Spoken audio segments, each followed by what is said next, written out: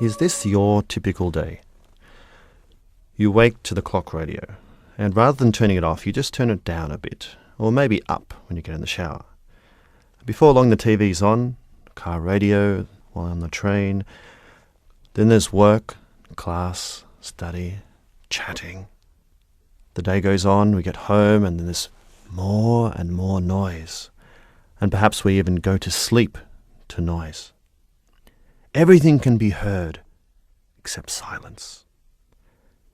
Not much time to pray or to recollect ourselves, is there? If we don't have some control over our day, to have a moment of silence, it can be hard to pray.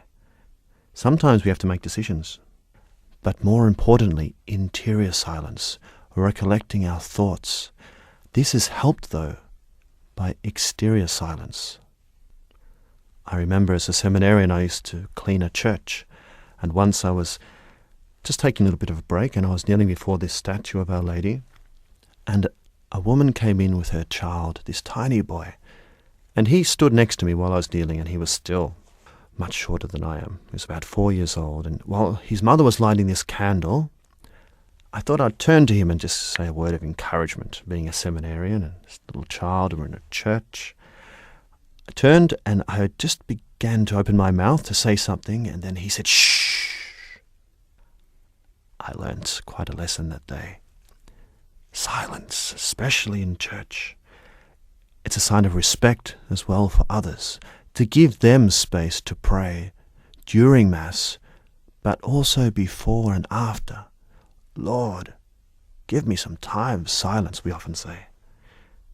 Remember, St. Joseph is in many ways the model of silent prayer, because in the Scriptures, although he features strongly, he says nothing. So I leave you with these thoughts of the Holy Father, which he gave in 1995. An adoring silence, this is what man needs today.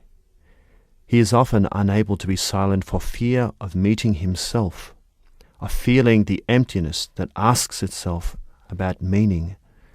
Man who deafens himself with noise.